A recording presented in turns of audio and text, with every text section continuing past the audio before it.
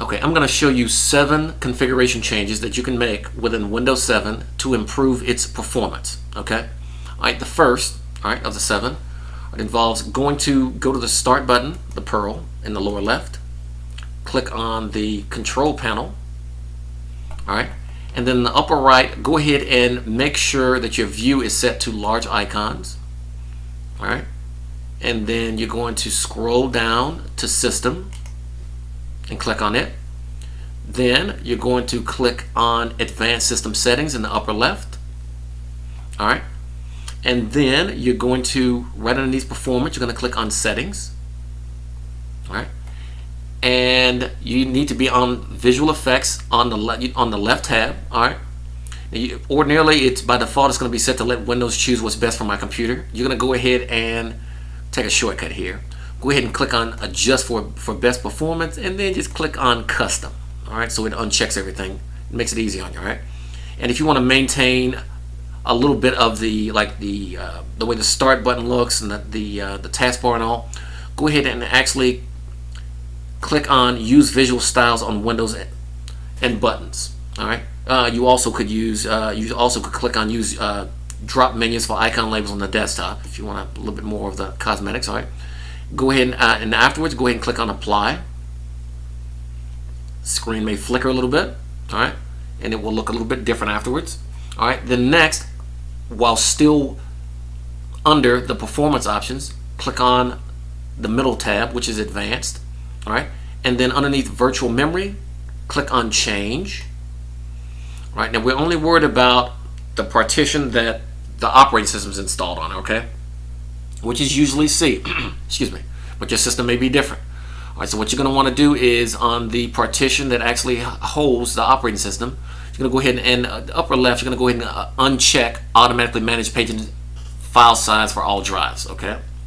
All right. Now, of course, remember we're focusing on the partition that has your operating system, which is usually C. And what you're going to want to do now is go ahead and check Custom Size. Okay. Now you're gonna the best thing for this is to enter whatever's recommended. All right, underneath Total Page and File Size for all drives, whatever's recommended by Windows here, go ahead and input that as your initial and as your maximum file size. So this is a virtual machine, so we're just gonna, it's kind of small, doesn't really need a lot of resources.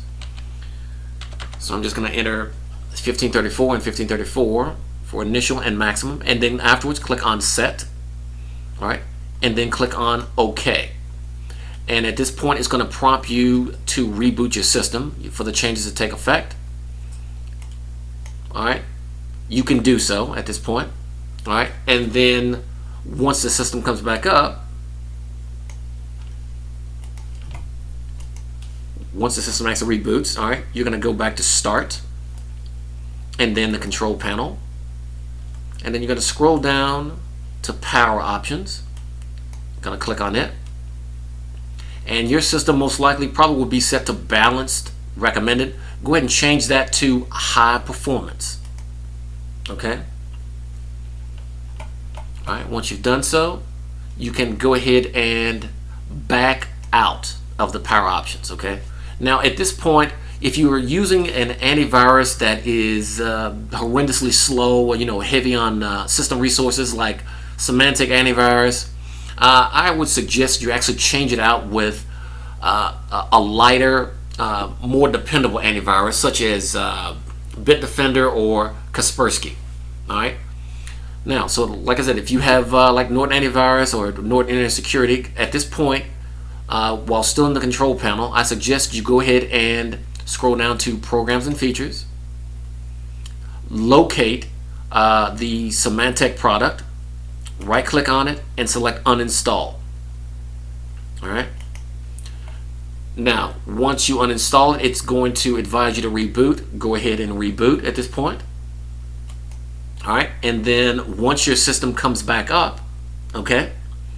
All right, if you at this point, if you have excessive icons on your desktop, I mean, I've dealt with clients that have desktops full of icons all the way across where you actually can barely even see the wallpaper. If that's the case with your system, right?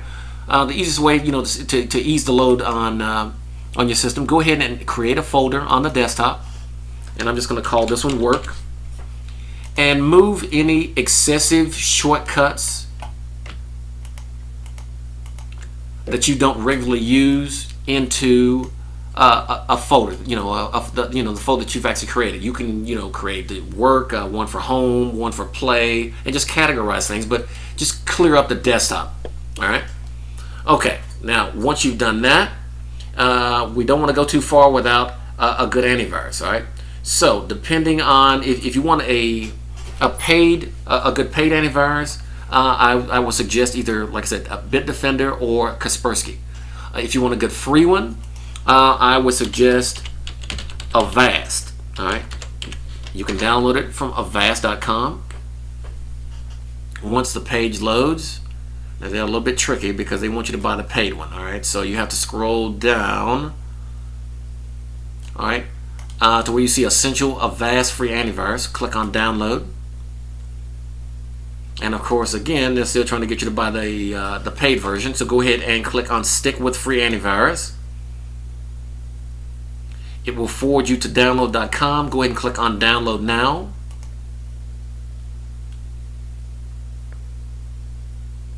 All right. And go ahead and just click Run. So once it downloads, it'll automatically start it. All right. Go ahead and install it, and then register it. You can register the free version with your user information and your email. Now it's up to you. They're gonna send you some spam. So myself, I have a tendency to put a fake email address in there. I'm just being honest. All right. So it is what it is. Okay. Once you've installed the Avast and you've updated it and registered it, okay. The next area that you actually need to focus on is we need to perform a disk cleanup. All right. The way to do that is go down to the Perl Start, all right, and then click on All Programs, and then Accessories, and then scroll down to System Tools, and then Disk Cleanup, all right, and give it a minute to check your system, all right. Go ahead and check each one of these boxes, all right, and then click on OK, all right, and then Delete Files.